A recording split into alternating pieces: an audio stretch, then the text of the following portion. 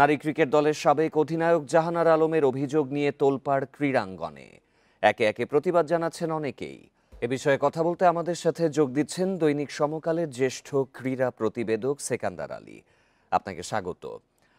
জাহানারা আলমের যে অভিযোগ সেটি তো আসলে ভয়াবহ। আপনি কি অতীতে এই ধরনের কোনো গুঞ্জন শুনেছেন যেমনটি জাহানারার অভিযোগ? দেখুন, বাংলাদেশের ক্রিকেট, নারী ক্রিকেট যখন থেকেই চালু হয়েছে, একটু একটু একটু করে যখন এগোচ্ছিল, তখন থেকে কিন্তু একটা নানা রকমের গুঞ্জনের ডালপালা মেলছিল। সেই ডালপালাগুলোকে আপনার বাড়তে সুযোগ করে দিয়েছে বাংলাদেশ ক্রিকেট বোর্ড কিংবা নারী ক্রিকেটার যারা রয়েছেন, তারা সময় মতো অভিযোগ না করে বা এটা নিয়ে তাদের প্রতিবাদে সোচ্চার না হয়ে তারা যেভাবে একসময় ভিকটিম হয়েছেন, সেই ভিকটিমটা হয়তো নীরবে সহ্য করে গিয়েছেন। সেটা হয়তো প্রথম দিকে হওয়াতে অনেক কিছুই তারা এড়িয়ে গিয়েছেন অথবা বিষয়টাকে অতটা সিরিয়াসলি নেননি, যেটা অনেক সময় হয়ে থাকে আমাদের বিভিন্ন ক্ষেত্রে, জীবনের ক্ষেত্রে কর্মস্থলেও দেখি আমরা নানা রকম অভিযোগ থাকে। কিন্তু আহ, একজন আন্তর্জাতিক ক্রিকেটার যখন তার সব দিক দিয়েই আসলে বলার সুযোগ থাকে কিংবা তার মিডিয়া সাপোর্ট নেওয়ার সুযোগ থাকে, তার প্রাতিষ্ঠানিক সাপোর্ট নেওয়ার সুযোগ থাকে, তখন তিনি যদি না বলেন তাহলে কিন্তু সেটা তার জন্য একটা মনোবেদনা, মনোপীড়া হয়ে থাকে। জাহানার আলম অ্যাট লাস্ট তিনি এটা তার দেরিতে হলেও তিনি বলেছেন। এই বলাটা বাংলাদেশের ক্রিকেটের জন্য সবচেয়ে একটা বড় বিস্ফোরক একদিক থেকে, যদিও অনেকেই ধারণা করছে এবং অনেকেই বলা বলি করছে যে বাংলাদেশের ক্রিকেট, নারী ক্রিকেট এতে এফেক্টেড হবে, কিন্তু এফেক্টেড হলেও ক্লিন হয়ে সেটা আবার নতুন শুরু করতে পারে, নতুন যাত্রা হতে পারে। এখন কোনো দোষী ব্যক্তির জন্য কোনো ক্রিকেট বা কোনো কিছু শেষ হয়ে যায় না, খেলা শেষ হয়ে যায় না। সেই দোষী ব্যক্তিকে শাস্তি দেয়া কিংবা যারা দোষী, একজন না হোক একাধিক হোক, তারা যেন শাস্তি পায়।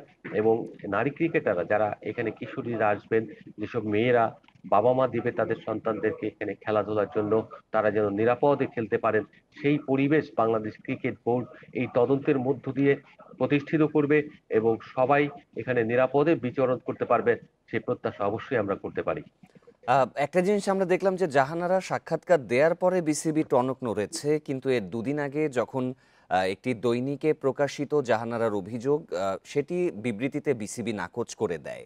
এই অবস্থানের পরিবর্তন আসলে কেন? দুটো ভিন্ন অভিযোগ। একটা ছিল আপনার জাতীয় দলের ভেতরের অভিযোগ, যে অভিযোগটা হয়েছে রানিং যে টিমটা রয়েছে সেই রানিং টিমের ব্যাপারে, তার অধিনায়ক এবং তাদের কয়েকজন ক্রিকেটারকে নিয়ে, যারা আসলে এখানে যৌন হয়রানি জাতীয় কোনো কিছু নয়। এখানে ছিল যে বিষয়টা ছিল গ্রুপিং।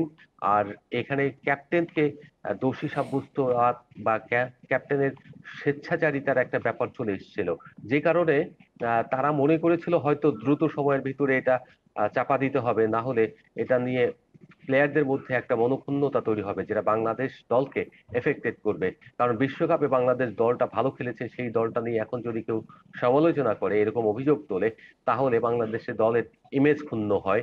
সেই সব বিবেচনা থেকে হয়তো অত্যন্ত তড়িঘড়ি করে একটা প্রেস রিলিজ দেওয়া হয়েছিল। হয়তো ক্রিকেটারদের দিক থেকেও একটা চাপ ছিল, সেসব কারণেই হয়তো এটা করে থাকতে পারে। কিন্তু ওই সময় যদি একটা আহ ধীরে সুস্থে আলোচনা করে কিংবা কাউকে তদন্ত কমিটির মাধ্যমে, কোনো একটা ছোট্ট তদন্ত কমিটি হতে পারতো 2 সদস্যের কিংবা 3 সদস্যের, যেহেতু এখানে ডিসিপ্লিনারি কমিটি রয়েছে, তাদের মাধ্যমেও আপনার তদন্ত হতে পারতো। সেই তদন্ত করার পরবর্তীতে যদি কোনো ক্লু পেতো, তাহলে সেটা সমাধানের একটা ব্যবস্থা করতো। আর এই যদি এই ক্লু না বিষয়টির ব্যাপারে পেতো, একটু বলতে চাই যে জাহানারা তো জ্যোতি, পিঙ্কি, নাহিদাদের মতো সিনিয়র কয়েকজন খেলোয়াড়ের বিরুদ্ধে অভিযোগটি করেছে যে এখানে গ্রুপিং সহ তারা নানা কর্মকাণ্ডের বিষয়ে বলছিল। তো এই বিষয়টিতে আসলে আপনার পর্যবেক্ষণ কি? দেখুন, গ্রুপিং ক্ষেত্র বিশেষে ভিন্ন হয়। আমি না থাকলে একরকম আর আপনি থাকলে আর একরকম। এখন এখানে গ্রুপিংটা দলে না থাকলে অনেকেরই মনে হয় যে এইসব কারণে হচ্ছে, আবার ভিতরে ভিতরে কিছু নেই একেবারে, তাও কিন্তু নয়। গ্রুপিং কিছু থাকে, কিন্তু ভেতরের বর্তমান ক্রিকেট দল যেটা রয়েছে, সেই দলটা আসলে কি গ্রুপিং রয়েছে কিনা যারা ভেতরে কাজ করে তারা বলতে পারে। বাইরে থেকে আপনি বা আমি কিন্তু সেটা স্পষ্ট বুঝতে পারবো না। বিষয়টা হচ্ছে যে ভেতর থেকে যদি ক্রিকেটাররা না বলে, অর্থাৎ যে দলটা বিশ্বকাপে খেলেছে তাদের মধ্যে থেকে যদি কেউ লিক না করে বা বাইরে ইনফরমেশন পাস না করে, তাহলে কিন্তু কোনোভাবেই বোঝা সম্ভব নয়। ভেতর থেকে আমরা যেটা আহ, জানতে পেরেছি, তারা দাবি করছেন তাদের মধ্যে এই ধরনের কোনো গ্রুপিং নেই। এখন প্রশ্ন হচ্ছে, যে সকল সিনিয়র ক্রিকেটার জাতীয় দলে নেই গত 1-1.5 বছর ধরে, তারা কিন্তু বলছেন যে এখানে গ্রুপিং থাকার কারণে এই তারা দলে সুযোগ পাননি, জুনিয়রদের নিয়ে আসলে টিমটা বানানো হয়েছে।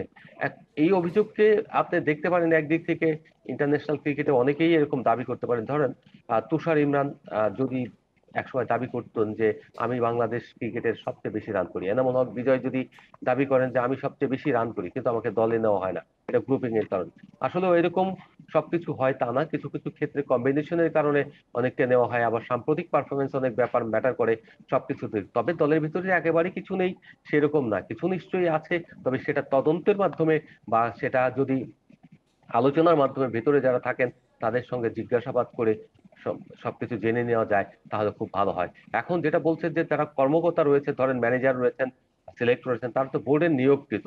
এই বোর্ডের নিয়োগকৃতদেরকে যদি বোর্ড একটু প্রেশার দেয় বা তাদের সঙ্গে যদি সেইভাবে অধিকার নিয়ে কথা বলে বোর্ড, তদন্ত কমিটি কিংবা ডিসিপ্লিনারি কমিটি, তাহলে তারা কিন্তু পরিবেশ, ভেতরে কি পরিবেশ রয়েছে সেটা বলতে বাধ্য। এখানে কিন্তু কাজ করেছেন সারোর ইমরানের মতো একজন অভিজ্ঞ কোচ, এবং তিনি কিন্তু অনেক আহ, রাগী একজন কোচ। তার মতো মানুষের সামনে এরকম প্রশ্ন তোলা কিন্তু সেই তাকেও ছোট করে দেওয়া হয় দলের ভিতর গ্রুপিং মতো। তার মতো তিনি ফার্স্ট টেস্ট নিশ্চয়ই আসলে বর্তমান যে পরিস্থিতি রয়েছে পেশাদারিত্বের সাথে বিসিবি এর তদন্ত করবে, এটাই আমাদের সকলের প্রত্যাশা। জনাব সেকান্দার আলী, আপনাকে ধন্যবাদ আমাদের সাথে যোগ দেওয়ার জন্য।